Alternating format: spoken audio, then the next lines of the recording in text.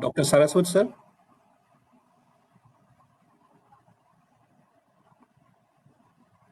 Namaskar. Namaskar, sir. Namaskar. I'm Sanjeev. We have Professor D.P. Goyal, sir, who is the director of IIM Shillong, sir. Namaskar, sir. Namaskar, Saraswat, sir. Yeah, Goyal Sahab, namaskar. Thank you, sir. Thank you very much, sir. And with us, we have PGP students of 2020-21 batch, sir. And student council of this batch is steering this program. This initiative is led by Dr. A.P.J. Abdul Kalam Centre from IIM Shillong, sir. Okay. Yeah. With your kind permission, may we start the program, sir? Yeah, we can start. Please go ahead. I request Mr. Shivang and Soumya to kindly do the formalities. Thank you so much. Good evening, everyone. Today, on the occasion of Dr. A.P.J. Abdul Kalam's birth anniversary, we welcome Dr. VK Saraswat, member, NITI Aayog and Chancellor, JNU, Professor D.P. Goyal, Director of IIM Shillong, Dr. Sanjeev K. Nigambam, Center Coordinator, Dr. A.P.J. Abdul Kalam Centre for Policy Research and Analysis. Dr. Vijay Kumar Saraswat is a distinguished scientist with vast experience in defense research spanning several decades. He is the recipient of numerous awards that include Padma Shri and Padma Bhushan from the Government of India. He holds a PhD from Osmania University and an ME degree from the Indian Institute of Science. Dr. Saraswat has had an illustrious career and is credited with the indigenous development of missiles such as Prithvi, Dhanush, Prahar, and Agni 5, the two-tiered ballistic missile defense system, the initial operational clearance of light combat aircraft Tejas, and nuclear submarine INS Arihant. He served as the Secretary, Defense Research and Development Organization, DRDO, and scientific advisor to the Raksha Mantri. Sir, we're very thankful to have you with us to celebrate Dr. Kalam's life and journey. Now we'd like to welcome Dr. Sanjeev K. Nigambam to welcome the dignitaries and open the session. Yeah, good evening, everyone. Today is a very auspicious day. We have Dasara happening today. It's one of the very auspicious occasion for all Indians, and mainly being Vijay Dasmi Day today. And collation with Dr. Abdul Kalam ji's birthday on the same day. It's a very great moment for all of us to be with his son. Saraswat ji, as I mentioned earlier, Dr. A.P.J. Abdul Kalam ji was our visiting faculty in IIM Shillong. So we candidly, very fondly call the Kalam sir as Dr. Kalam sir. And we shared a very close bonding with us. Kalam ji used to take regular classes and made frequent visits.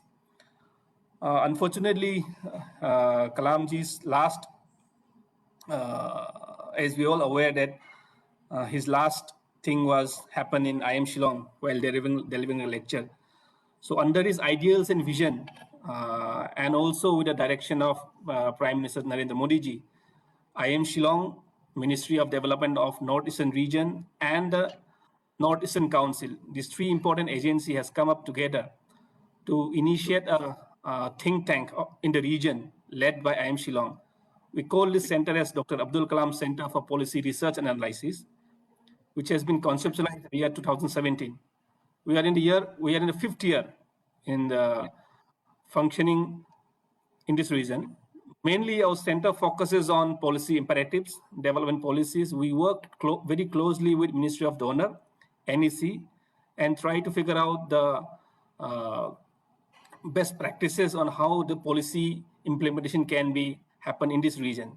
We are also working with state governments like government of Arunachal Pradesh, Nagaland, all the concerned states, and also conducting various exercises of knowledge dissemination, sir. So we are taking this kind of initiative lead on various development aspects of this region. We have to work extensively on policies related to handloom, horticulture, handicrafts, tourism, logistics, and BPO policies. We have also done series of meets, roundtables, conferences on knowledge dissemination, sir.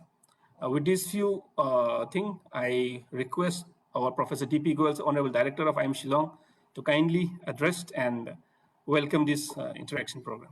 Over to Director sir. Thank you, Dr. Sanjeev. First of all, on my personal behalf and on behalf of IIM Shillong, I would like to welcome Honorable Padma Shri Padam Bhushan, Member NITI Aayog and Chancellor Jawaharlal Nehru University, Dr. VK Saraswat ji, who has very kindly agreed to address IIM Shillong family, especially on the 90th birthday of our beloved Dr. APJ Abdul Kalam ji. We, as Dr. Sanjeev has just mentioned, that because Dr. Kalam has been our visiting professor and our all students, they used to call him as Kalam sir. So we always take pride that Dr. Kalam has been associated with IIM Shillong. As you all know, IIM Shillong is the 7th IIM in the league of IIMs in our country.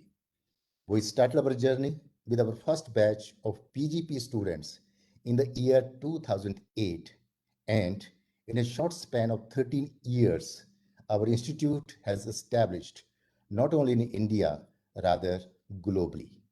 IIM Shillong is committed to becoming an internationally acclaimed management institute with a global outlook grounded in Indian ethos.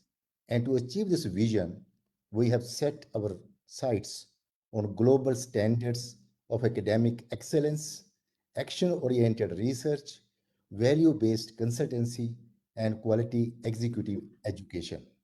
Very recently, as you all know, we have moved to our new campus at Umsoli in Shillong and are progressing well in our international accreditation journey. We have a large alumni network with a number of our students working at senior leadership positions.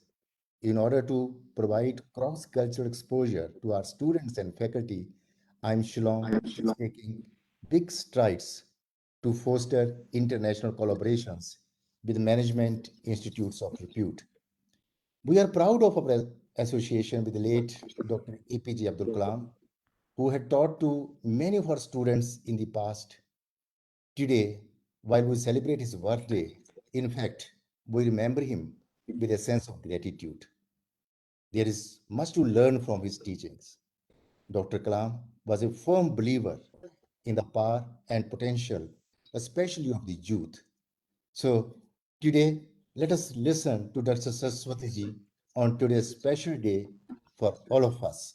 Really, it is very auspicious day, and of course, it's a great day for all of us.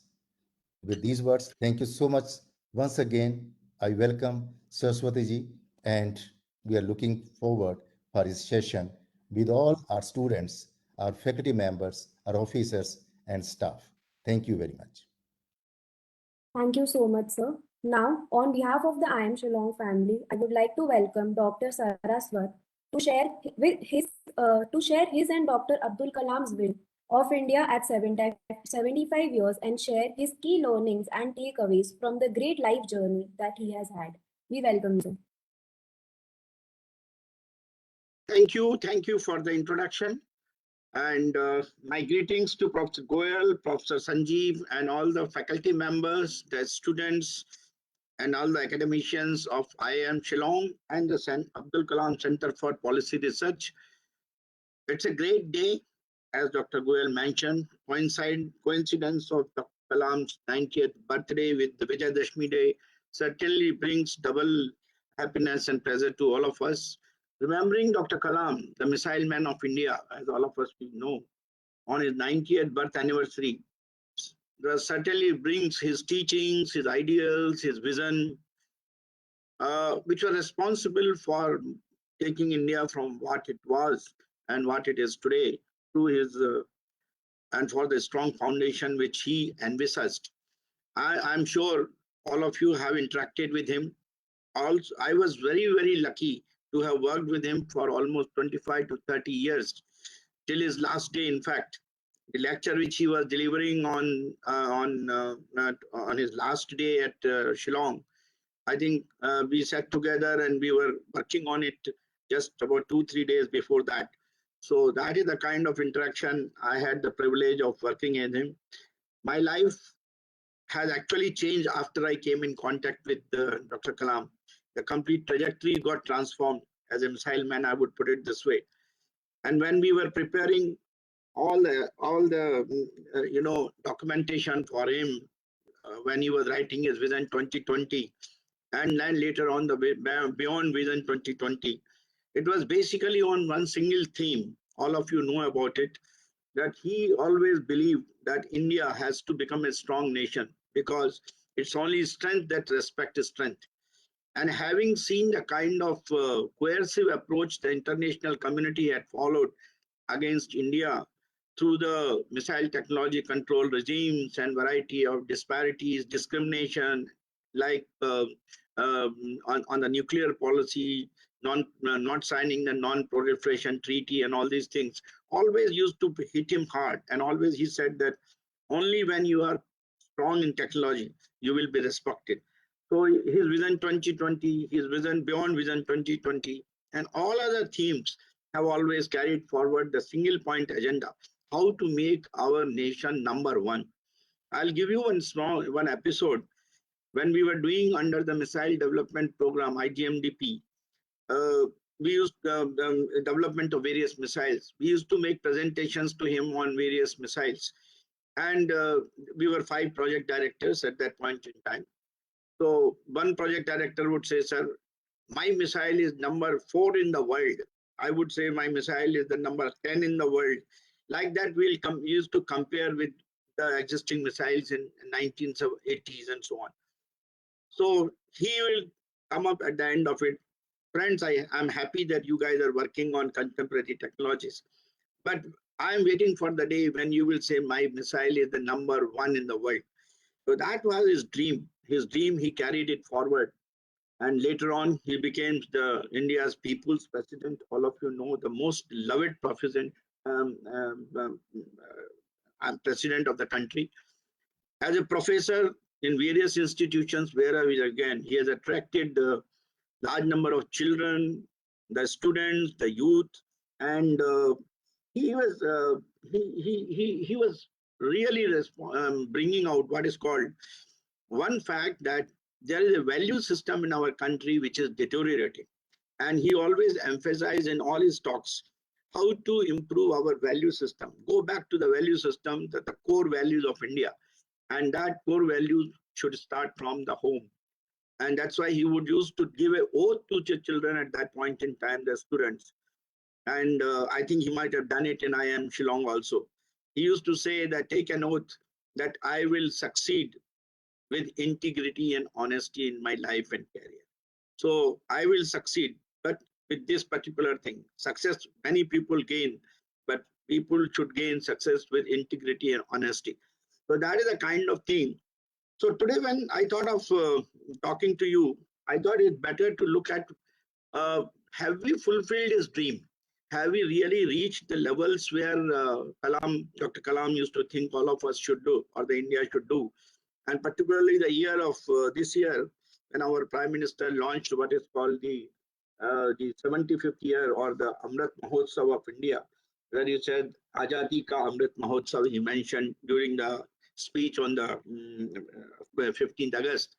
I thought I'll talk to you on India at 75. I like to discuss and tell you, because I'm sure you people are doing policy research, so many of these things will be fairly well known to all of you. But the point is, as a system, are we really in a position to see the vision of Dr. Kalam, and in whether we have achieved what Kalam has always thought about?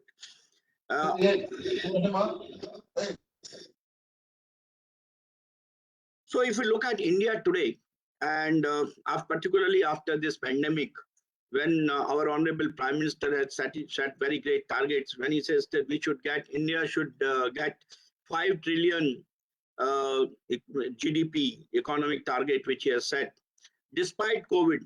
And he always mentioned that despite COVID. And we are now seeing that we are moving fairly well in this direction despite COVID, because India's economy is growing at about 9.5 to 11.5 in this year. This is the even prediction made by the International Monetary Fund, and it is expected that after we settle down a bit, we will get almost about 6.8 to 7% in 2022. And our fiscal contraction, which has taken place due to the pandemic, also recovered. We all know that we are getting into the V-shaped recovery, and in the V-shaped recovery, we are leading the world today. In fact, the rate of growth is almost about 8% to 10.3%, and our deficit has only remained about 6.5%, which had gone on to almost about 23%. So this is the kind of improvement. And if you see what is the kind of GDP per capita which was there of our people, human beings at that time. In 1992, we were $316 GDP per capita. In 2019, we have gone to $2,100 per capita. So this is the kind of thing that has happened. And India is the only major economy to register almost a double-digit growth in our 2020-21. So these are some of the good things that have happened as far as India is concerned.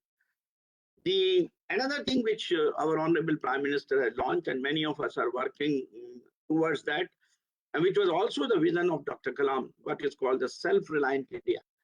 Because when we were doing the missile program, he always used to say, yes, you can always build missiles, because all the armed forces were, our 90% of the equipment in the armed forces used to be imported. He used to say, no, I want this ratio to change.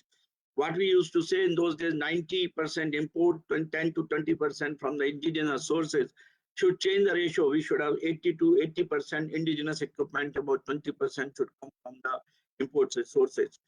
And I think the trend which he set in by introducing all the 5 missiles which went into the armed forces, and you know about them, and later on many of the industries started manufacturing in his time. The private sector came in a big way.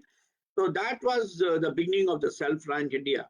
But now with our Prime Minister giving a clarion call on the self-reliant India, Atmanirbhar Bharat, which has 5 pillars today.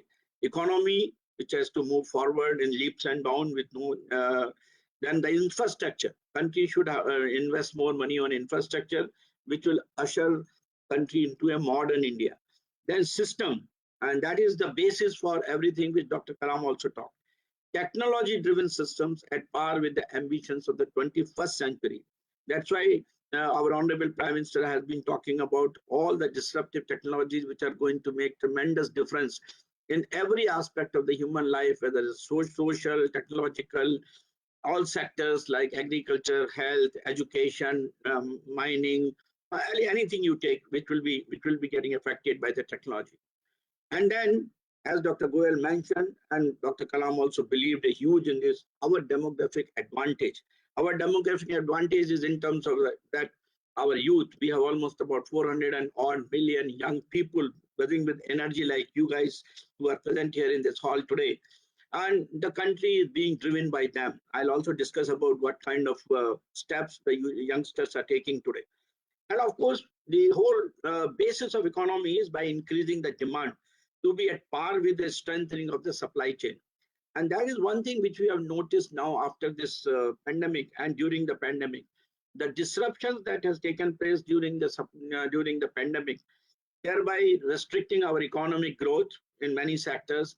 But for example, today, because of the non-supply of the semiconductor chips, our automobile industry's production came down. Many of the electronics industry today are finding difficulty because they are not able to get the chips. You know what is the problem taking place as far as today because of the disruption in the supply of coal. Some of our coastal area power plants used to be importing coal from outside India, and today they are not able to get the coal because of the supply disruptions, whether it was the shipping problems or the mining problems. But you know what is the scenario which is emerging. So all of us have realized that increase in demand to be at par with strengthening the supply chain, and that supply chain strengthening can happen only when the 5th pillar of the Atmanirbhar Bharat, that is self-reliance, takes the main route as far as country is concerned. For this, some of the major changes which have been brought in by the government of India are in the foreign direct investment policy amendments which have taken place. One sector where almost there's a radical change. Having spent a lot of time in defense, when today we have 74% FDI is allowed in the defense sector through an automatic route, as against the 49% for. And today companies seeking new industrial lines, they can be permitted. Today our honorable Prime Minister has put the foundation for 7 corporations by reforming the old structure of the ordnance factory, thereby giving a major shape, reshaping the country's defense industry production and bringing it self-reliance in this particular area in a big way. So this change in the FDI, reorganization, reforming the defense production center, and also major investment guidelines which are coming in terms of infrastructure and things like that, I think are the main building blocks for the economy and bringing it self-reliance. I was talking to you about the youngsters, what they are doing.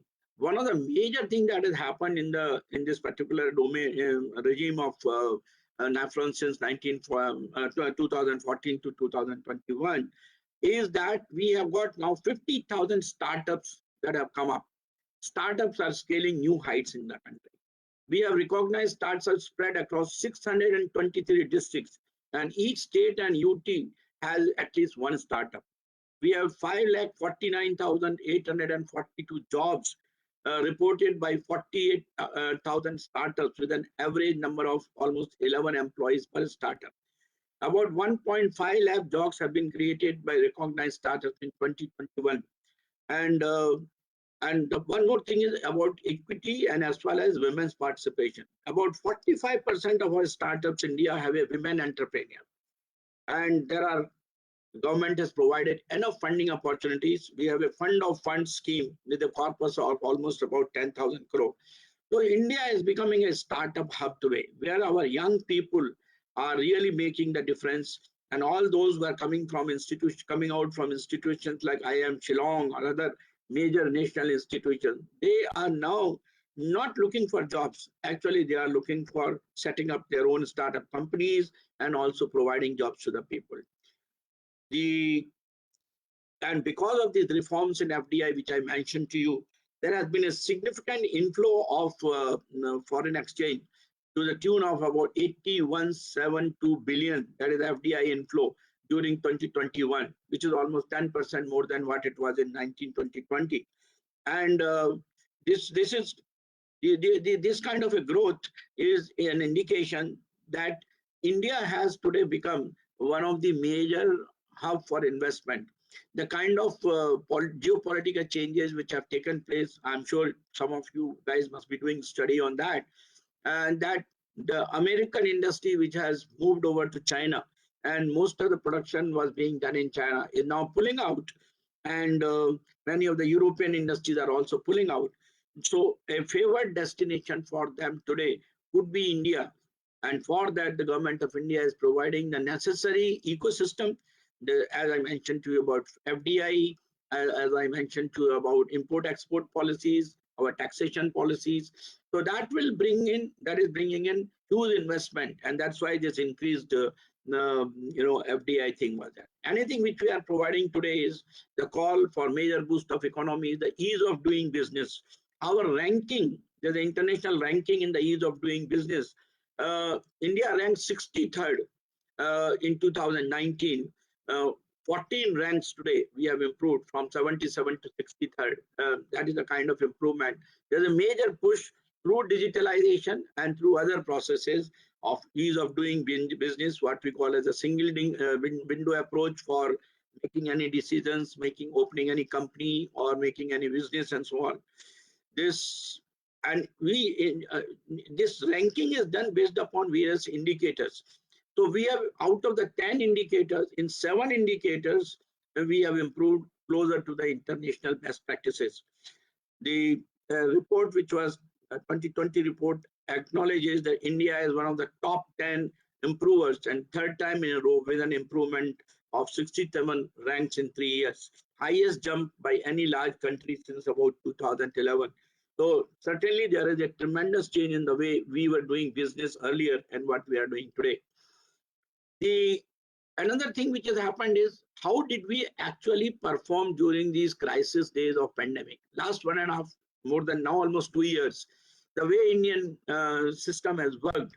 India's response to COVID-19 was based upon epidemiological and economic research, especially those pertaining to what happened during the Spanish flu about 100 years back.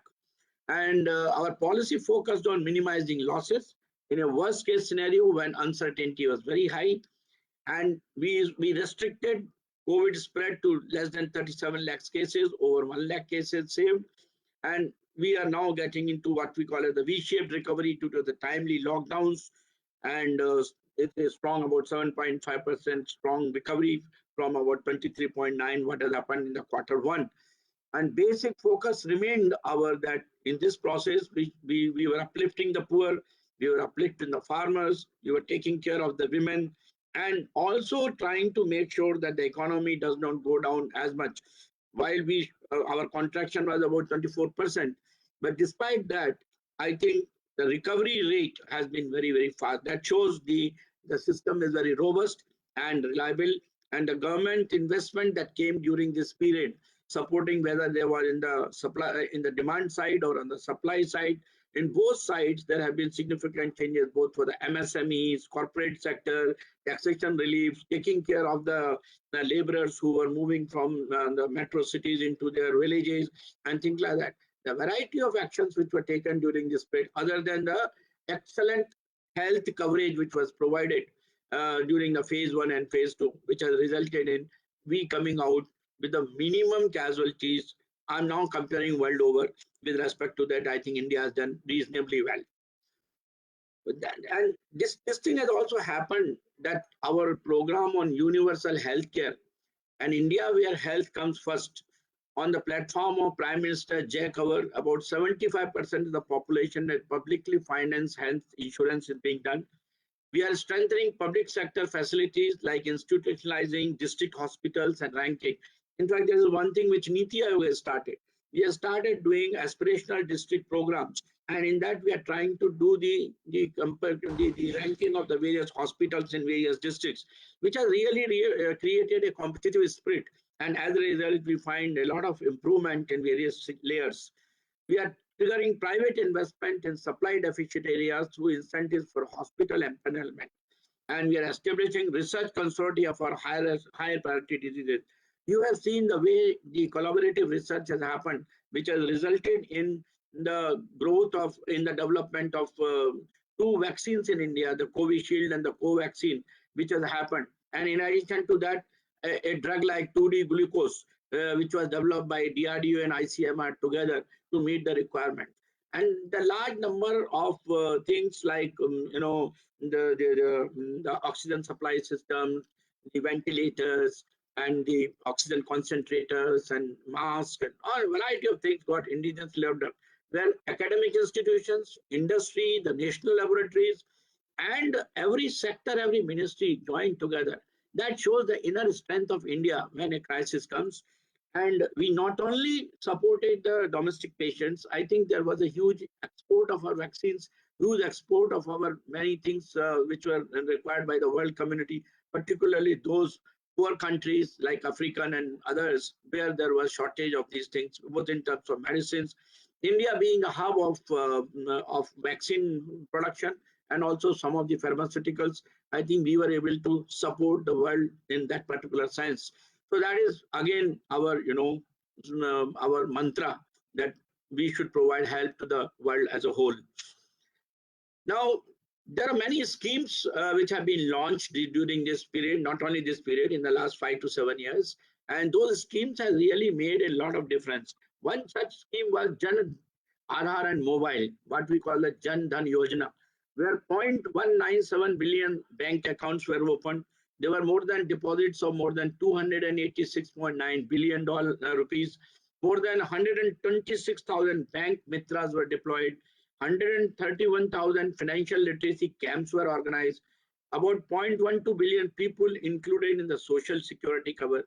So that is the kind of benefits this Jan Dhan Yojana has given. And you see, year-wise fund transfer and beneficiaries, if you take that, which increased from 5.5 trillion in 2020-21, from about 0.07 trillion in 2013-14. This is the kind of increase in about 7 years. Number of schemes also increased, number of beneficiaries increased, which has come to in the order of 1.79 billion in 2021. The power of the Jan Dhan Aadhar is that today there are more than 1,80,96,130 is a Guinness World Record for most bank accounts opened in 1 week. This is the kind of number. And Pradhan Mantri Suraksha Bima Yojana, Pradhan Mantri Jeevan Jyoti Bima Yojana, Atal Pension Mission, all of them have really, for example, Pension Mission provides pension up to 5,000 rupees to almost about 15.85 people which are registered. The Pradhan Mantri Jeevan Jyoti Bima Yojana provides life insurance at just about 330 rupees per year for about 3 crore people who have joined this scheme. So all these schemes are really taken care of, and that is one what we call as equity has become one something which we are, and inclusiveness which is becoming the mantra of this government. India's agriculture sector, which is one thing which is major point. We have a 7-point strategy for agriculture development, despite the fact that you have some issues with the kind of reforms which have been brought in by the government. But the government plans to double the farmers' income by 2022, raising crop production, reducing cultivation costs and post-harvest losses, by reforming agriculture markets, and that is where the major decisions have been taken. And of course, there are parts of the agriculture ecosystem which is not liking it, but I think the benefits have been realized by majority of them. Adding value to the farm produce via food processing, risk mitigation through the crop insurance and the disaster relief. Another step is promotion of allied activities, not only just agriculture, which should go into food packaging, food production, and food processing, and so on. And more emphasis on irrigation. Every drop should be utilized for proper irrigation. And the policy is not just agriculture; it is farm to fork kind of a policy, in which right from sowing to growing to harvesting to storage and marketing, all the steps are taken. There is a major focus today now on organic farming.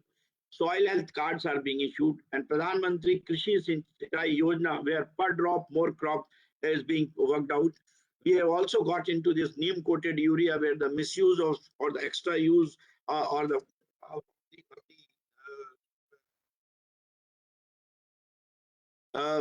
fertilizer is also being. There is a major program which is started on the cold storage and food processing, and particularly in the Northeast now. Under the Northeast program, there is a chain of cold storage are being produced. IIM, you are aware of that. Pan India electronic trading platform has been initiated. Pradhan Mantri Fasal Bima Yojana.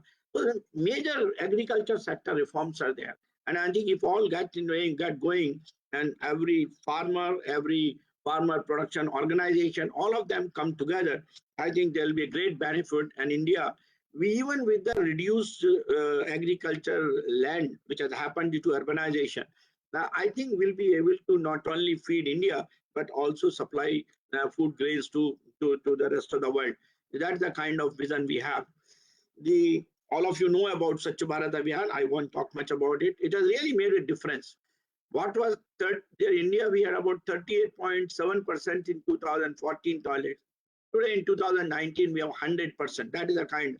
And now we have started the phase 2 of this program, which envisages to focus on sustaining the outcomes from phase 1 and ensure no one is left behind, attain clean villages through the Swachh Bharat Abhiyan Yojana. The other major thing, and which is technologically related, is the power of the digital India. You have seen now, ease of doing business has been on the bedrock of the digital India today, where we are bridging the digital divide. We are supporting the healthcare through the digital and education services.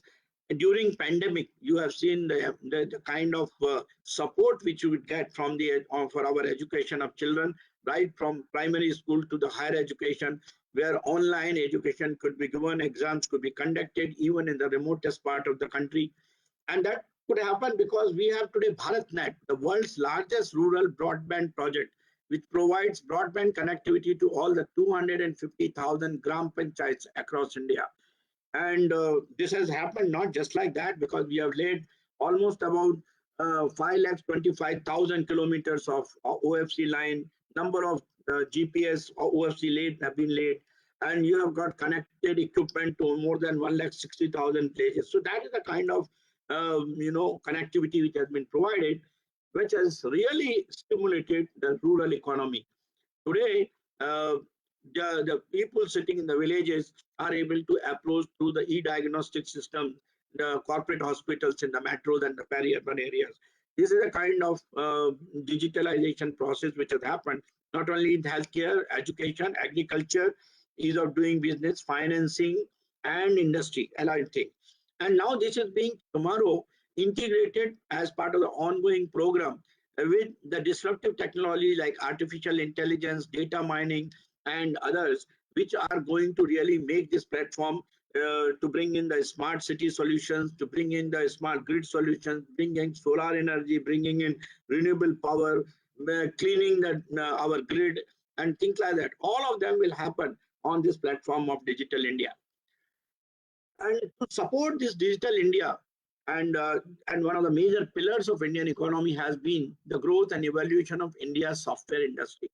This has really contributed immensely. If you see the contribution of various sectors to our GDP, I think service sector, which includes our software industry, is contributing about 63%. Whereas others like manufacturing and all that, they are all about 20-25%, from agriculture about 15%, 10%, these numbers. So service sector has been one of the backbone of our GDP growth, which is mainly because people, when they work in India on software, there are tremendous amount of cost savings to the extent of $500 billion plus saving by global companies when they work in India over the past 5 years to the Indian IT services companies. These companies are able to create more than 40,000 plus jobs of local nationals in US by Indian IT services. In US, we are able to produce that many jobs there. We are, of course, 30% global leaders. Fortune 500 companies have chief executives of Indian origin. And of course, digital skills today are 500,000 plus engineers with digital skills available in India. R&D talent is available, more than 1,000 plus, and you have innovation 43,000 to 4,000 plus, and entrepreneurship over 25% plus. Your reach is increased. So number of countries where Indian IT services have gone is really increasing considerably today. This has been the global impact of India's software industry, which is provided employment, provided better services, and of course it has helped India's economy in a big way. To support this kind of software, India has been working in terms of how do you come out of this problem of importing all the computers and data centers, equipment, and things like that. And that's why India has started, and that is what Dr. Kalam also wanted, a mission on what is called National Supercomputing Mission. And I just want to give a story here that when we were doing India's missile program, IGMDP in 1982, when we wanted to do the 6th degree of freedom simulation for our missiles, trajectory and performance, we had a problem of computing capability. And that was a time when Dr. Arunachalam, who was a scientific advisor, he wanted to procure the Cray computer, and it was denied. It was Dr. Kalam who started an institution called Anurag, where we started building our own computing systems. The small beginning of Anurag, of course, led to meeting some of the requirements of that time. And we could do parallel processing way back in 1986-87 by putting number of small computers together to work in a parallel mode. And that enabled us to do the very high computing requirement of 6D of simulation of the missile trajectory and things like that. And also it helped us to improve the navigation accuracy because we could model all the errors of our navigation sensors and then convert a medium performance navigation system into a high performance system. That journey which he initiated continued, and of course from DRDO in Anurag, but also in the Department of Science and Technology, Department of Ministry of IT, The CDEC started a program in 2014-15, and I happened to be part of it, where we started building the first Param computer came in 2000 when Dr. Vijay Bhatkar made India's first Param computer, which was completely indigenous. Taking from that first supercomputer, today India has got a nature supercomputing program where we have built now 833 teraflop computer, which has been positioned in IIT, various IITs. Now we are setting in Kharagpur IIT, we are setting in IIT Kanpur, we are sending in IIT Hyderabad. So this is completely indigenous. Our next computer is about 3 petaflop computer, which is being provided to Indian Institute of Science. Next will be by the end of December, you will have a 20 petaflop computer, which will go again in one of the. So you see the journey which has started, and this particular mission does not stop here.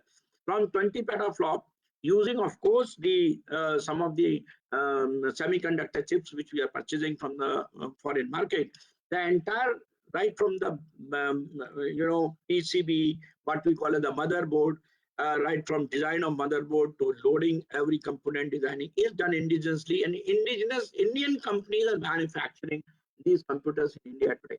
So that is the kind of growth which the seed was sown by Dr. Kalam, and later on today it has been taken forward. We hope that with the kind of chip design, along with this, India has started a program on development of their own microprocessor. And we have today Shakti processor, which came under this. We have Ajit processor, which came under this. And today we also have another processor as a multi-core, about 8-core processor, which is coming by about 2022. That will be the computer which will go in these systems.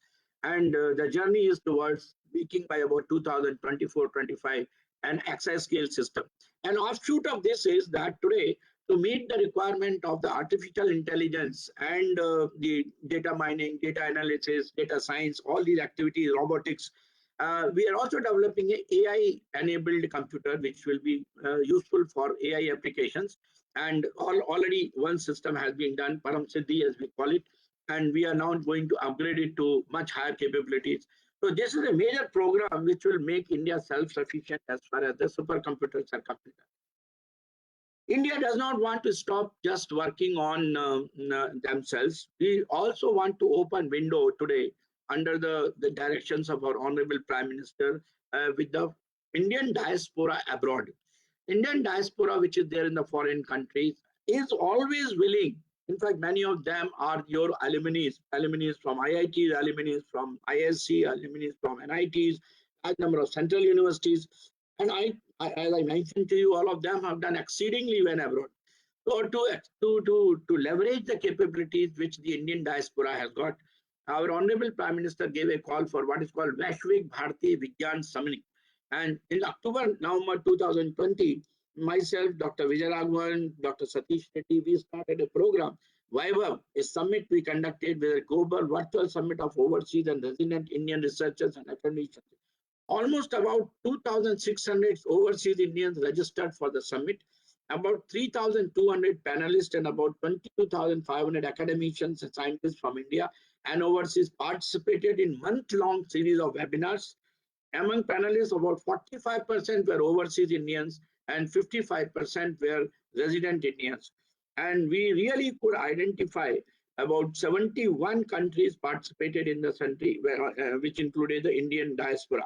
And we identified new collaboration emerging in areas like bioremediation, urban ore recycling, future electricity grids, interactive and landable microgrids, assembly packaging of various functionality over a single chip, wafer level packaging, 3D integration of micro electromechanical systems, 2D materials, full mission mode, engine cycle analysis, aeroelasticity, hot turbine blade, you name. And I think it was such a fantastic experience.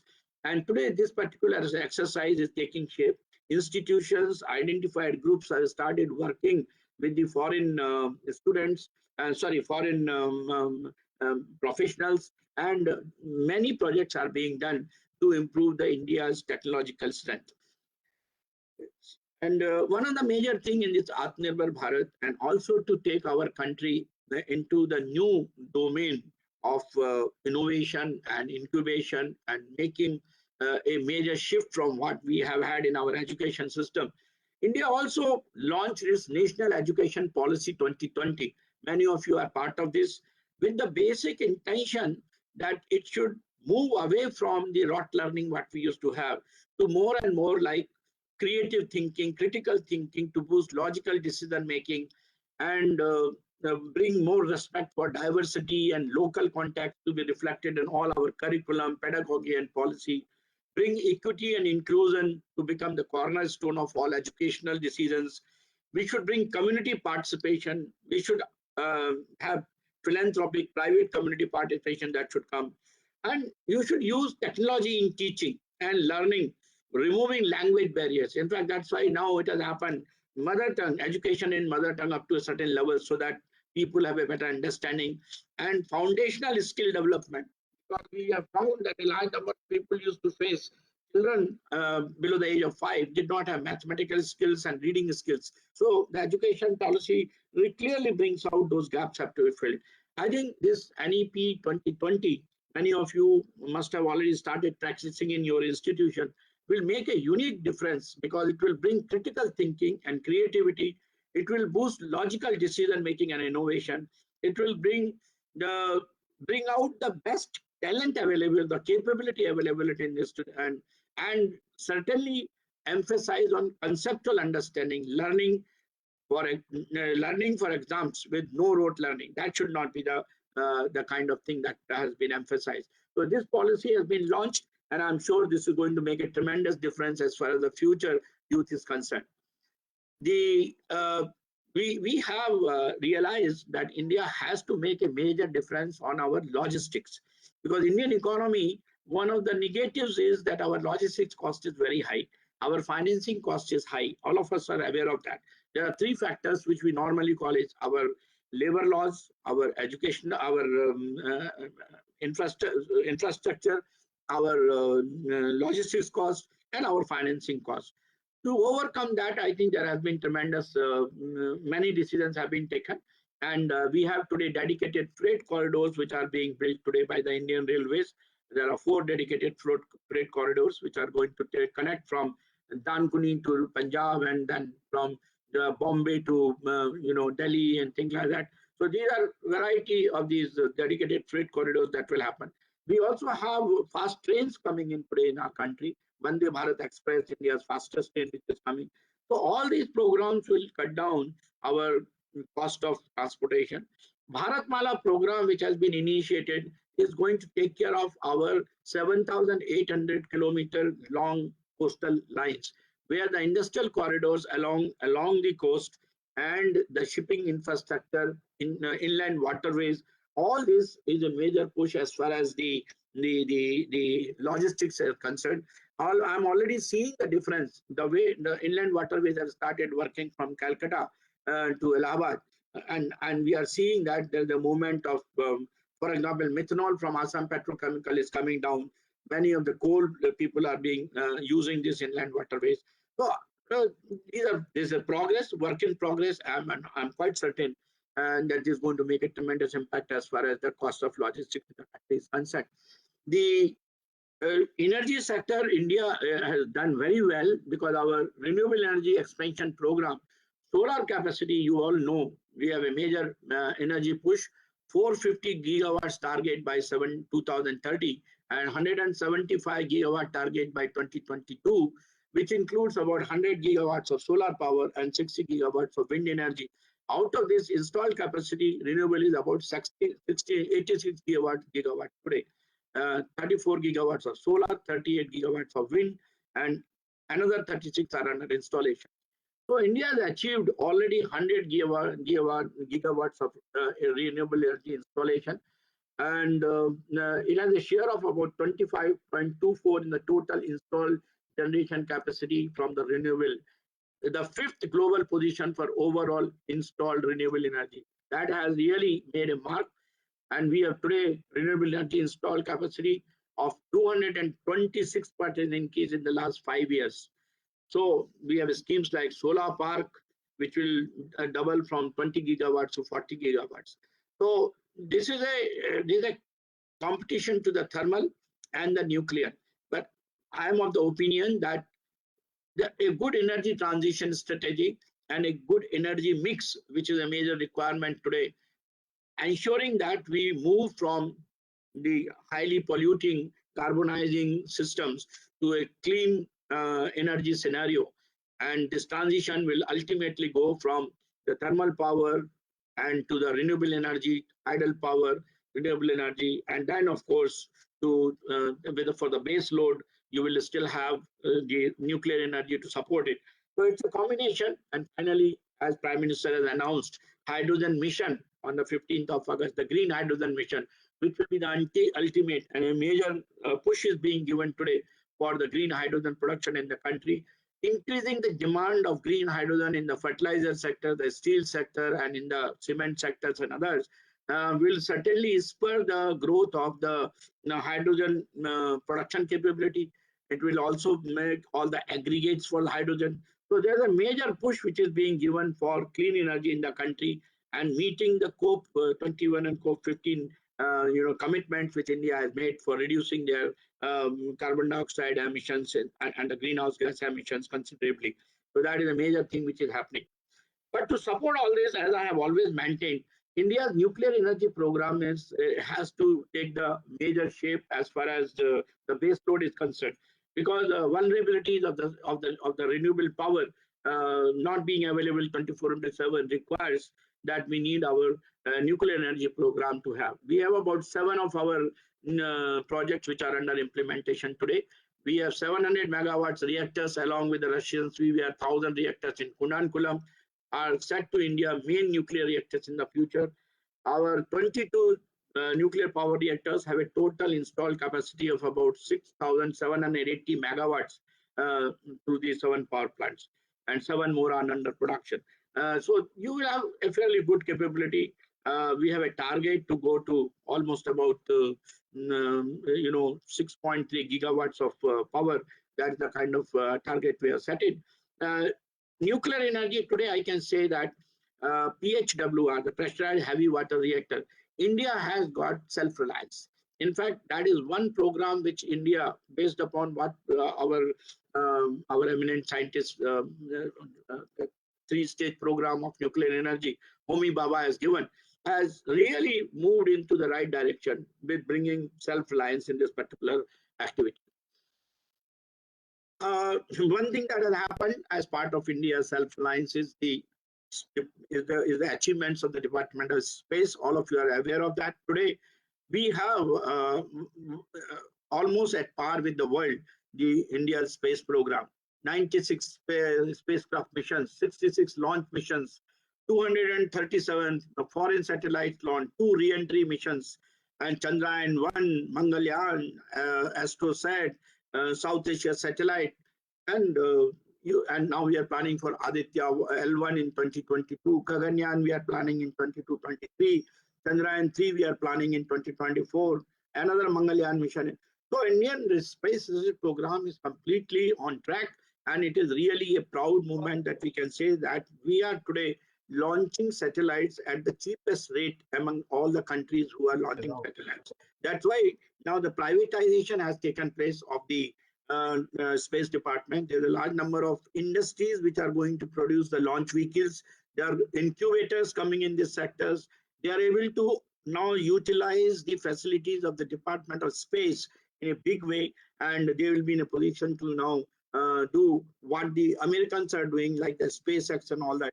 In Indian SpaceX also will grow through this private participation. So this is a major shift that is taking place.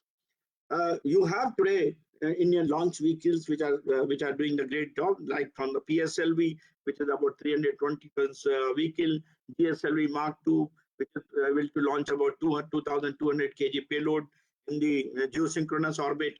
GSLV Mark III, which is our main vehicle, which can lift about 640 tons and also take 4,000 kg of payload into geosynchronous orbits, and all of them indigenous today. Our indigenous content in these is more than 70%. So that is a kind of growth in this sector has taken place. The one program which Dr. Kalam has set his its foundation was the India's ballistic missile program.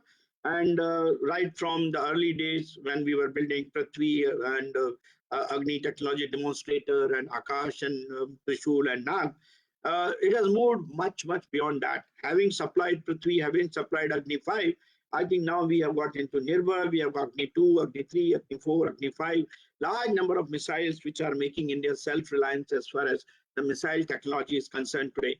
And new missile systems have emerged, like the BrahMos supersonic missile, which none other country has got other than Russia and India, supersonic cruise missiles, which we have today. We have short-range missiles like Akash. And one good thing that has happened is today we are in a position to export Akash. And I am very happy that the government of India has now started giving permission that we can export Akash class of missiles to our foreign countries that are friendly in nature. We have cruise missile programs like Nirbhay, and we have a ballistic missile defense program where we have developed all the technologies which are able to provide what we call as the cover for our national capital, some of our business capital like Bombay and so on. In addition to that, today we have indigenous content which is coming out from the India's defense research is to the tune of 3 lakhs crore. 3 lakhs crore of systems from the Indian DRDO are coming out and going into the into production. And new systems like have done, and you have also seen recently we have been able to intercept a satellite in the low Earth orbit to the Shakti mission. So I think as far as the missile technology, for which we should always remember Dr. Kalam, who's laid the strong foundation for it, is on the track. And today we don't have to import missiles. Even if we are importing, it is mainly because of the strategic reasons, but our capabilities are with anything in the world today. You must have recently heard that India launched its first indigenous, what is that, INS Vikramaditya, which is the aircraft carrier, which has been built by Cochin Shipyard, completely made in India, state-of-the-art sensors and weapon systems, which is being launched today.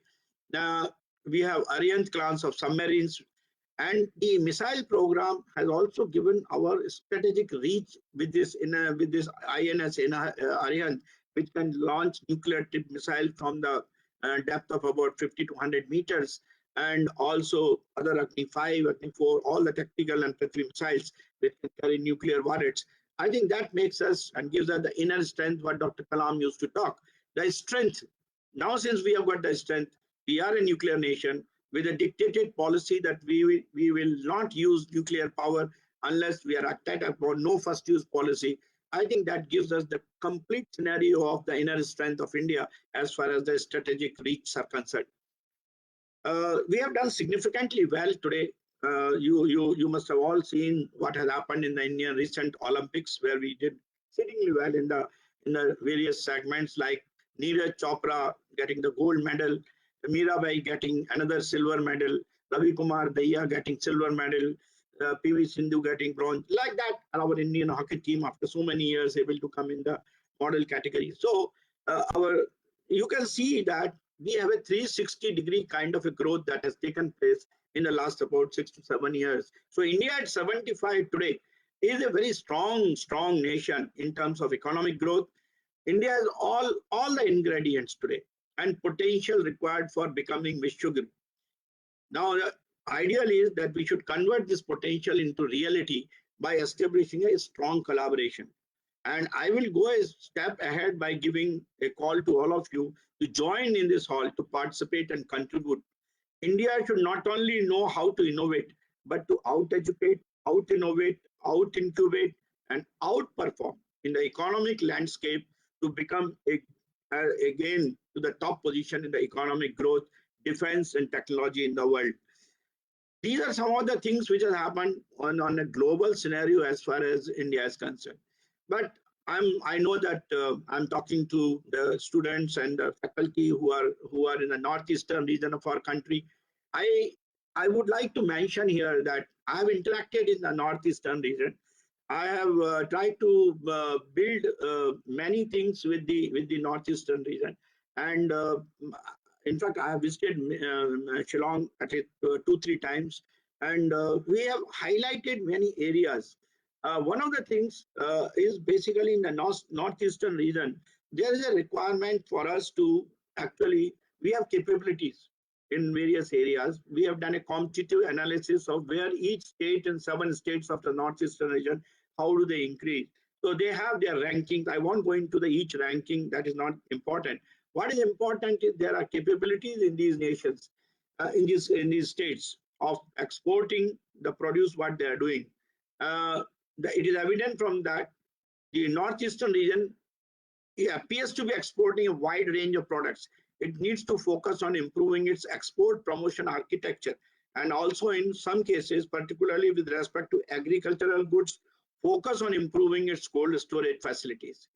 There are lots of initiatives which have been taken by Government of India for supporting the, for example, in the one district, one product mission, which aims to function as a transformational step towards realizing the true potential of a distinct fueling economy. The district export hubs, which we program, which has been done, and multimodal logistics parts for high transportation costs, which are there, given a major issue with respect to the international trade between northeastern region and the rest of the India. In this sense, development efficient logistics is crucial. Central government is developing multimodal logistics parks across the country. The first one is being developed in Assam, Jogi Ghopa, which is coming up now. This park will provide direct air, road, rail, and waterways connectivity to the people. It will be developed under the ambitious Bharatmala program. One of the strong areas of the Northeast is bamboo. And the bamboo mission of India is certainly one thing which should be exploited by all the bamboo products.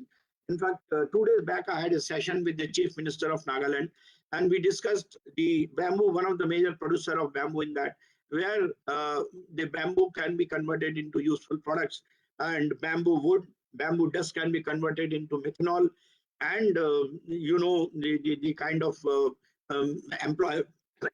employment it will generate. So we should exploit some of these things.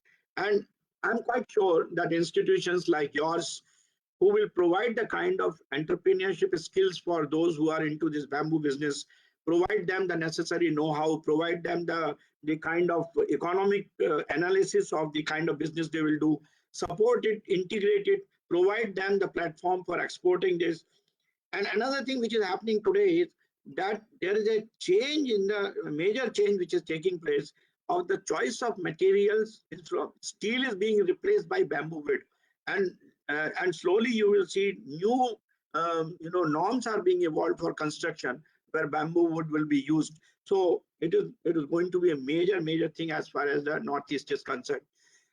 Northeast, another thing is the reduction in the compliance burden. Reducing compliance burden in all states by individually identify challenges and take decisions. They are not doing that well in that area. So we have said that all processes to be examined for digitization. Some areas to be critically examined are filings, processes, regulation. So we are giving these various feedbacks in our interaction too. Another thing that can happen is medical tourism, you have in the northeastern region one very good center, and we should exploit that. That is the Northeastern Space Application Center, which was established as a joint initiative of the Department of Space and the Northeastern Council and came into being in 2000. This center helps already in augmenting the developmental process in the region by providing the advanced space technology support. But I'm sure this can do better by doing geotagging, providing help in agriculture, providing help in shifting cultivation. Is in fact one of the major problems of the Northeast is the shifting cultivation, which is a majorly agrarian region. Technology has a huge potential to expand their productivity through technology and aided innovation. For example, Sikkim is doing very well in this area, but other states have to really take lessons from Sikkim, who have followed micro propagation of large cardamom, and also agro techniques in like ginseng, which is found in Singham, is undertaken as a nursery stage. So many things, sericulture, National Research Center for studying the shifting and zoom cultivation. I think you as a policy research center can also help them to evolve schemes for how this zoom cultivation can be better employed. and how the the time which used to be once upon a time between one shift to another shift over 25 years, it has now shifted down to 5 years, and in 5 years the forests are not growing. So these are things which have to be highlighted.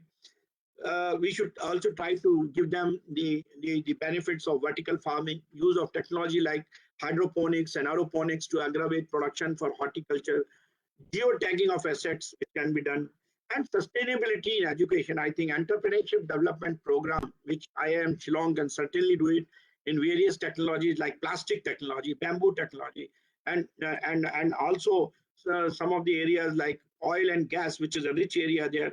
There are hundreds of stranded oil fields which are actually burning oil gas in the near Assam and Guwahati and all the regions. I think each one of them can be converted into for producing some kind of chemicals or something on a skid mounted systems. If we can really work out a scheme for them, the economic analysis will certainly help and bring a lot of employment, a lot of economic growth of the region. So I think there is enough thing that can be done in Northeast. Certainly, it is an area which can get better connected to India, the mainland India, and for which a lot of effort has been done, both in terms of railway, both in terms of highways and things like that, and industrialization, the education, agriculture. The Department of Northeast region, I think, is trying to do all of them together. But educational institutions like IIM Shillong, I'm sure through your policy interventions, through your advice and support, through the various state governments there, should be in a position to make all the difference.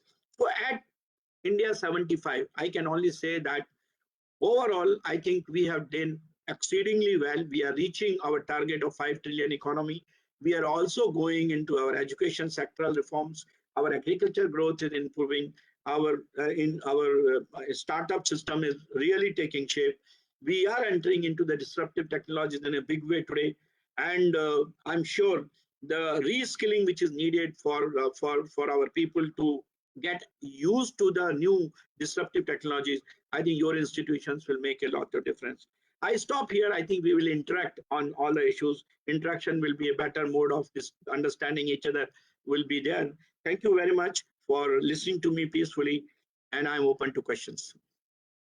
Thank you so much, sir, for sharing your words of wisdom with all of us gathered here today. Now, I would like to welcome the students to pose their questions to Saraswat sir by raising their hands.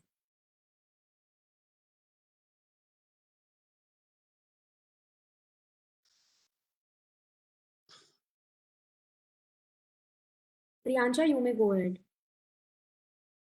Hello. Good evening, sir. It was so informative and so inspiring. Like every information made so much more knowledge to us.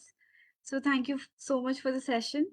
My question is more regarding the more boiling issues as well, and how can we as students and as someone who can be inspired by the work that you have already informed us about help to change? For me, there have been a lot of times where pollution has taken a toll on us, and there are many missions who has been transferred to other places because the air pollution of India was not good enough for the research part. So for example, we can't set up research stations in heavy polluted areas because the air is so dense that we cannot actually research on the skies and how they are and things like this. And I'm very focused and I'm very dedicated towards the topic that how can we somehow change, take a U-turn and have these potential research stations have on board in India, so that the pollution doesn't things like pollution, air pollution or noise pollution doesn't halt the space research that this country has a potential to take forward. Yeah, I think your question is very, very relevant. Pollution is a global problem. India, of course, has got its own problems in pollution. There are industrial pollution, there are man-made pollution, there are automobile pollution, there are pollutions which are natural due to natural calamities and things like that. So major steps are being taken by all the government, and it is the responsibility of every individual to control the pollution. And I will tell you, give an example. I live in Delhi, and every year in the month of September, October, November, we run into this problem of burning of paralis. You know, this straw, the rice straw which is there. And the two states, Punjab and Haryana, and some part of UP and some part of Rajasthan, which are surrounding Delhi, they burn this particular rice stock there. And that brings in a huge pollution, both in terms of the what we call it, the PM 2.5 and PM 10. Now, we have been able to do the following. We have been able to develop machines which will be able to now harvest the crop to the last millimeter size, so that you don't have any residual bud which is there on the ground. Why they are doing it? Because they want to recrop it, and for recropping they have to remove that particular bud. So that is one. Second one is we have been able to identify technology solutions by spraying certain kind of chemicals which will convert this particular bud into a fertilizer. But the cultural problem is such that the farmer still continues to burn it despite all the solutions being provided. There are economic issues. Some governments have provided incentives. So all the problems of pollution can be done. Switch over to renewables. Why we are switching over to renewables? It is basically to reduce pollution from the thermal power plants. Why we are switching into clean coal technologies? To reduce pollution from the thermal power plant, from the steel power plant, from the cement power plant, which are polluting the cities and all that. All the automobiles, one of the major pollution is coming, noise as well as the air pollution is coming from the automobiles. And that is where our changeover to e-mobility, changing over to the cleaner fuels, changing over to BS6, changing over to LNG, CNG, all this is basically an initiative for reducing pollution.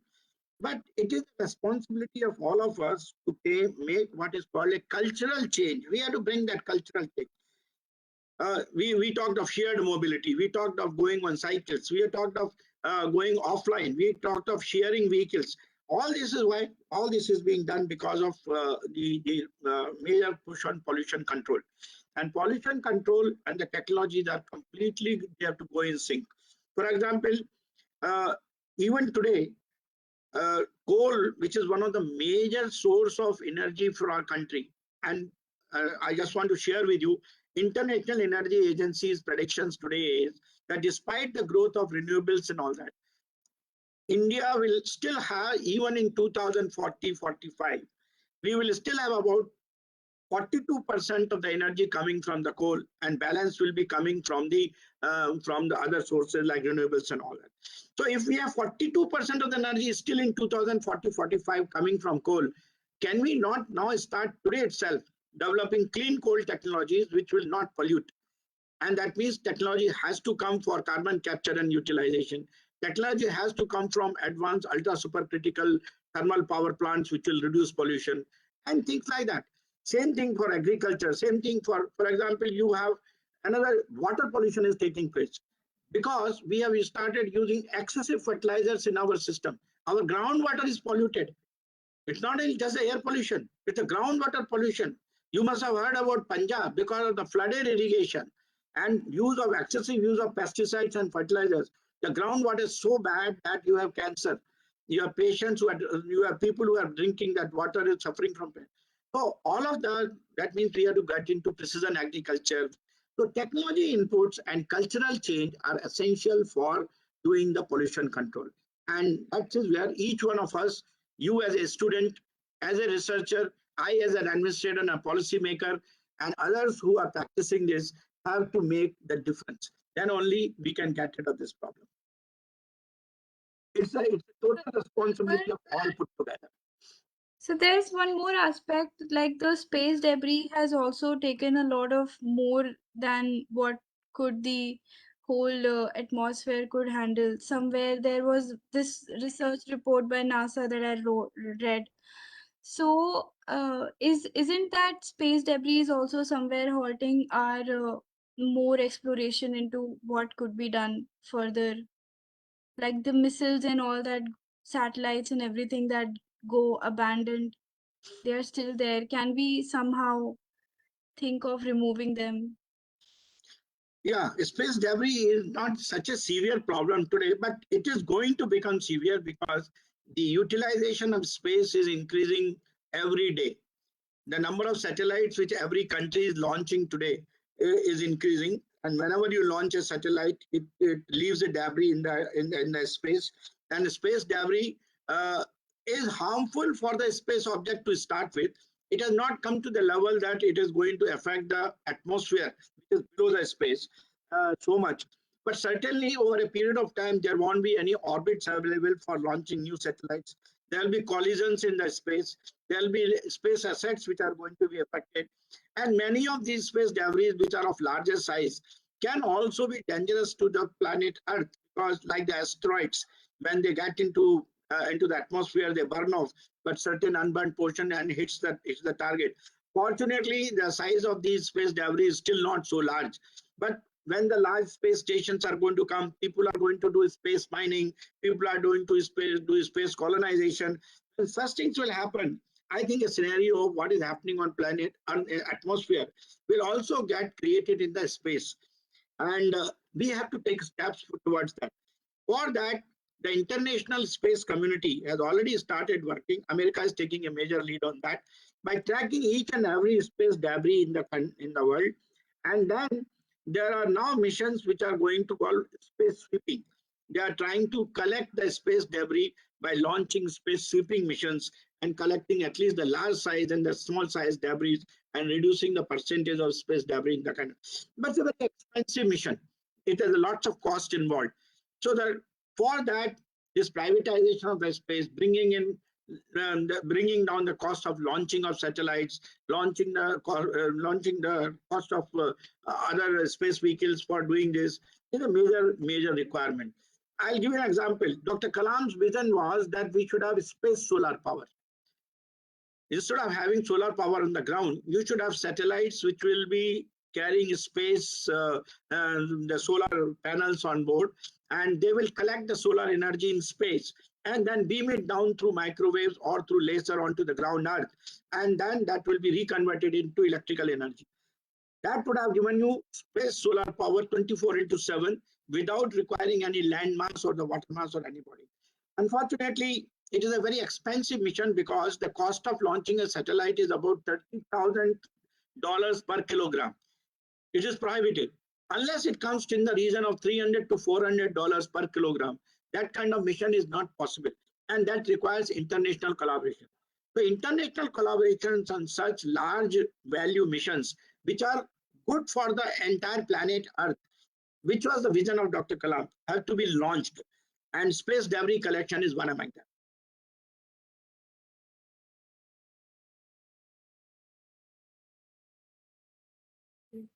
I hope I clarified. Yes, sir. Thank you so much. Aditi, you may go ahead with the question now. Yeah, thank you, Soumya. So, sir, thank you so much for the session.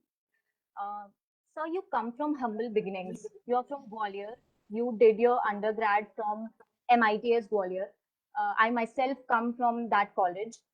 So, sir, for a common man, how can we ensure that the transition of real power happens to the common man of the country as assured by the Constitution? Can you be a little louder? You have to come closer to your mic. I'm not able to hear you properly. Yes, sir. Am I audible now? Yeah, now better. Yes. Okay, so I'll repeat. Sir, you come from very humble beginnings. You graduated from MIT's Gwalior, college I myself come from. Oh, good. How Very can good. we ensure? Yes, sir. So how can we ensure that the transition of real power to common man of the country is, as it is assured by the Constitution, is happening while we are celebrating Amrit Mahotsav, Azadi Ka Amrit Mahotsav? So how is the transition relevant? I think all the schemes which the government of India has launched today, which I narrated some of them to you, is basically to to bring the best out of the common man. All the platforms which are being created today, whether it is in the education sector or it is in the IT sector or it is in the industrial sector, all the programs are basically to give more and more opportunities to the people who come from the lower or the below the poverty line or below the lower state of the society, who were not having the opportunities once upon a time because of various constraints to really showcase their abilities. In fact, one of the things which our Honorable Prime Minister is doing is today to talk about our unsung heroes, whether they are in the medical sector or they are in the nursing sector or they are in the agriculture sector. You must have seen in his Man Ki Baat program, he always brings out those who have done a very good contribution to the country from the humble beginning.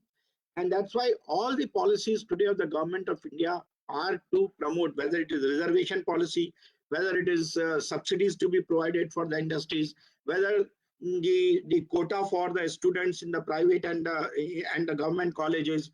And all these things are basically to provide support to people who come from the humble beginnings, as we call them. But one thing I want to tell you, since you come from the same college, I also come from the same college. I was born in Gwalior. I come from a lower middle class family. It is the focus and the passion of the individuals which makes all the difference. If you don't have the focus and the passion to achieve something in life, then even the best of the facilities which are provided to you may not bring the best out of you. We have seen today, in fact, we have done a study today, the people who are coming at the forefront of our governance or who are coming in the forefront of our various institutions. If you see the percentage of people who are coming from the humble beginning is very high as compared to those who are coming out from the upper state of the society. So when you have too much available to you, it actually puts you in a kind of a numbness. You don't try to then innovate. You don't try to develop passion because everything comes to you on a easily on the plate. So the effort required is not there. The passion is not there. But the people who are coming from the lower middle class, people are coming from the middle class. My wife used to teach in the central school, and it is aware with a lot of military children of military personnel used to study. She used to come and tell me the children who are coming from the officers cadre do not put that much attention, whereas the children who are coming from the Jawans cadre or the JCOs cadre, they are performing well. Why? Because necessity is one thing which is really giving them that kind of a focus and passion. And I still urge you to all of us, it doesn't matter where you are, whether you are lower strata, middle strata, the only way you can achieve and fulfill your dreams is by focusing and developing a passion for that. If you don't have passion, if you remain in the comfort zone, if you get defeated by the problems, you should defeat the problems. You should not get defeated by the problem.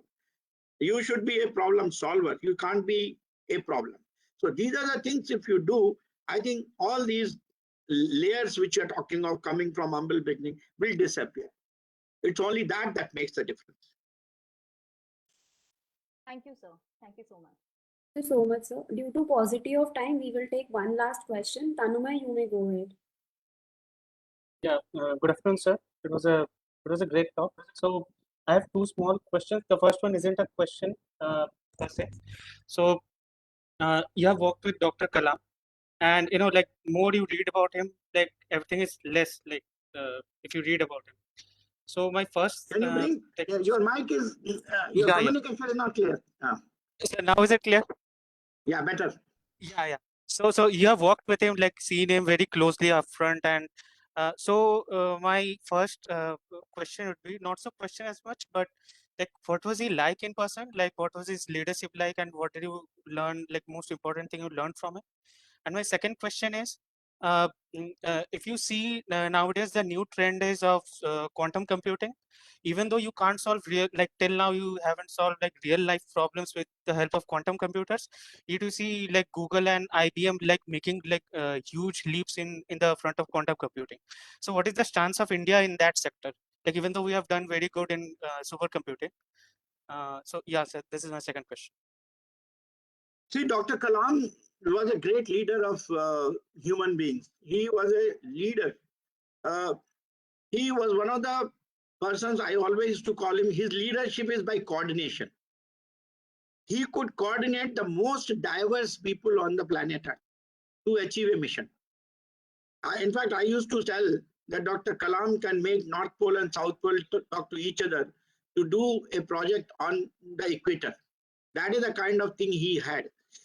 His leadership he is the biggest coordinator of the man, number one. I used to call him a servant leader. He is the one who will demonstrate first how things can be done. Because he came from, again, as the other student was telling, he came from very humble beginnings. So he had that insight that what is required for actually doing things in life. And that's why he never thought that there's anybody who cannot do things. He always believed that everybody will be able to do and contribute. So he will, in a team, he will never say that, no, this fellow is useless, please leave him out. No. Even from that so-called useless person, he will be able to get the best out of him. And this we have seen. In fact, large number of so-called group heads and all that used to leave out certain officers, certain colleagues of ours who are not performing. But Dr. Kalam will give them such tasks that they will excel in those tasks, and he will make use of that output for the mission. So he was a mission mode person. He led by example. He coordinated the team very well, and he had a 360-degree personality, a greatest human being who supported the human values and allowed to blossom in each and every individual in his team.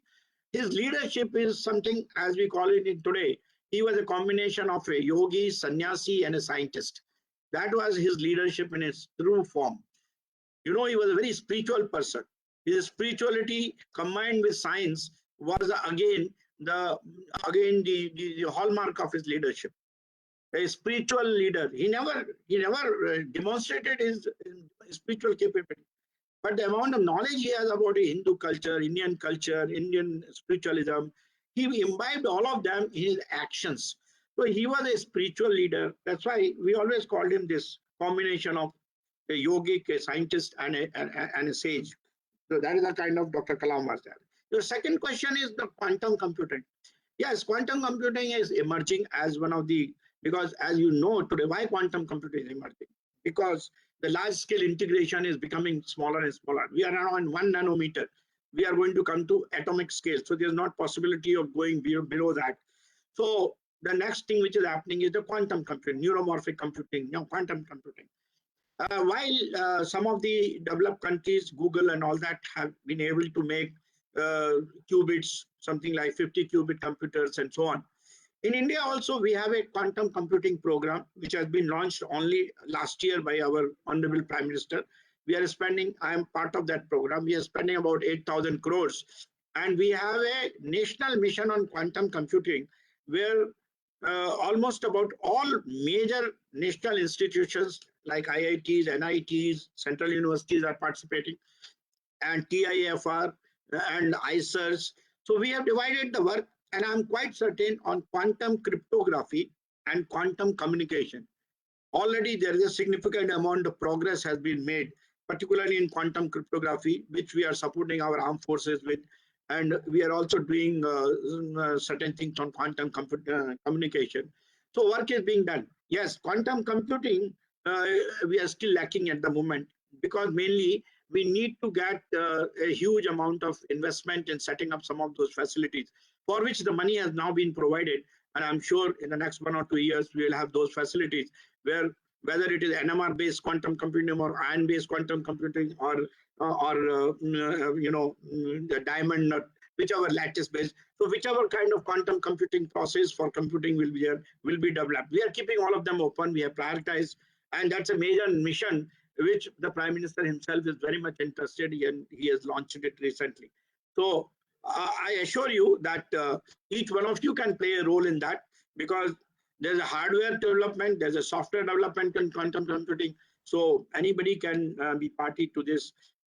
We have created about 25 Center of Excellence for doing this kind of a coordinated, harmonized work development of quantum computing. Thank you so much, sir.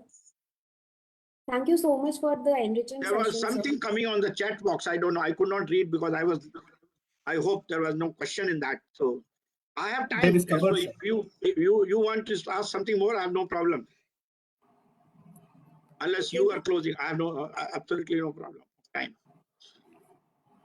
Because today is Dashera, so nothing better you can do other than talk to. Okay, then, sir. We'll take one more question. Yes, sir. Karunakar, you may go.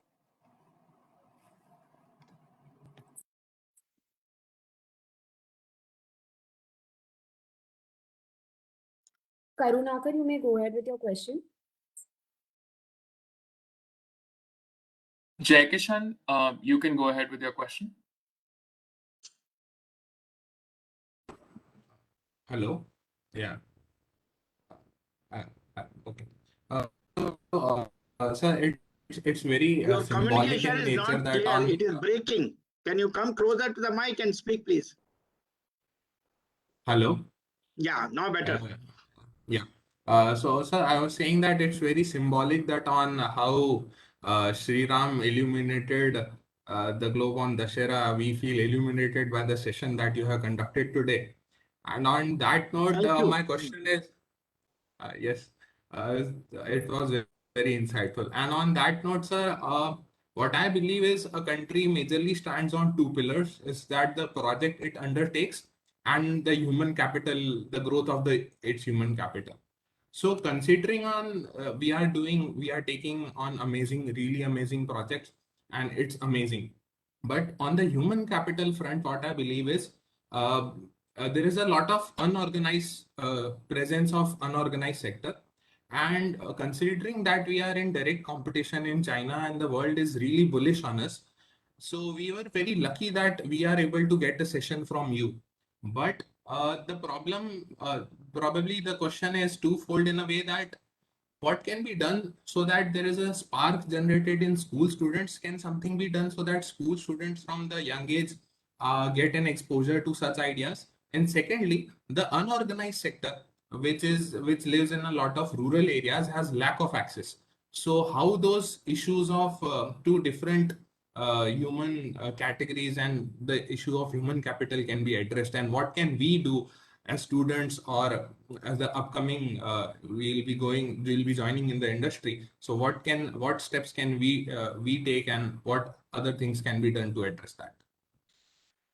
It's a very good question, because Human Development Index, because you are a policy research organization, you must have already done some work. HDI India is not doing well. Human Development Index, we are still lacking. And Human Development Index, among the indicators, includes education, health, and other things can employment and things like that. The one thing that we have to do is one part is education, and that's why the focus of NEP 2020 is basically to improve our innovation capabilities, creative thinking, because it's only through that the output of our education will certainly lead to the societal development. What I call is not GDP growth, I call it economic development. Economic development is different from GDP growth, because economic development, you might have been taught in your management classes this difference, but it covers all aspects of the human system, which includes equity, includes your sustainability, it includes your, of course, economic growth and things like that. So now what we are doing is that to take care of that, one is education. Second thing is to improve our health system, and that is what I mentioned to you. All the schemes are basically. Third thing is, in our health system, one of the things which have been identified is that the malnutrition is one of the major problem of our youth, our children. In fact, the data is very, very pathetic. If you see, 45 children out of 1,000 are suffering from malnutrition today. So that is a kind of number which is very high as far as that. And this malnutrition is one focus which NITI Aayog is now giving as part of their initiative to reduce. We have started a scheme to take care of these aspects of human development interest, in our program called Aspirational District. In every state, we have identified a few districts where we are trying to bring in schemes through the panchayat and through the village level system to improve all these aspects of agriculture, employment, health, and education. So these are things. And one such, another program which we have started is the bring innovation into the schools. You said how do the schools can do it? How we can imbibe this at the school level? Our Atal Innovation Mission, which has become a great success, has certain innovation, systems in schools. More than about 3,000 schools have been provided with innovation kits. And if you see our website on innovation, many of the schools have started faring well in innovation, even at the international level, by bringing some small innovations here and there. In fact, recently also in the Google some competition, there were a number of people, schools from India who had done exceedingly well. So this Atal Innovation Mission, I think you should also become part of it. And along with the Atal Innovation, there's Atal Incubation also. And in that, there is a funding provided. And I think institutions like yours, in your own region, should become the mentors for your schools, which are because they need mentors. And we are also we are having a program in which we are training the mentors to how to do the mentoring of the students. So you can be part of that. You can get that training, and then you can impart the mentorship to these various schools where the Atal Innovation Centers are there. And we are increasing this to 3,000. Our program is to go to take it to about 5,000 schools in next one. So this is a major program of innovation, NEP policy, innovation, equity, taking it to the villages, through the aspirational districts, bringing the health systems into fore, changing our examination system from rote learning to creative thinking, bringing our foundational skills better, so that a child who is coming from a third standard, fourth standard, has got good mathematical skills of counting, addition, subtraction, and all that, and good reading skills. All this will certainly add to what we call as the improvement in HDI. So I think it's an overall program that is needed, and we are on the right track, but we have to increase the tempo. If we can increase the pace of this and also increase the reach of this, pace and reach, these two are important. Ours is a large nation, large population, so reach is important. If we can take the reach also, where institutions, local institutions have to play a major role. I'm sure you being in the Northeast, you can play a major role. IIT Guwahati can play a major role. Central University located in Shillong can play a major role. In fact, I used to visit Central University. I gave a couple of talks there, how they can do as a hub for innovation for the local schools and local institutions there. And the Chief Minister of Meghalaya was very keen to start such programs. I'm sure you can help him in identifying various ways. And if you need any help from NITI Aayog, we'll be able to provide you all the kits and things like that available. Thank you so much, sir. Thank you so much for the enriching session and spending your valuable time with us. To conclude the session, I would like to thank Saraswat sir. Soumya, one question is there. Can you just check? There's a question in the chat box. I have sent you, Soumya. Okay, sure, so I'll check it. In WhatsApp.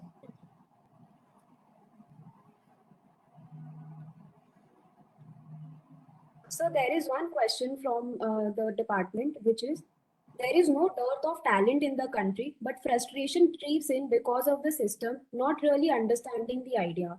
The morality therefore is high. How can we address this? See, every system, I think the answer lies in what I said earlier. To blame the system is very easy. To work through the system is the most important thing to do. It is important for us to work through the system. And if you work through the system, you will also transform the system. Because the system is what? What is system? System consists of all of us. You as a student, I as a person sitting in NITI Aayog, professors sitting teaching you in the college, policymakers all of us are part of the system. we are doing our role as bringing the development of this country to some level. So when we have to transform this, that's why all these programs of ease of doing business, single window approach, all this is being done for transforming the system.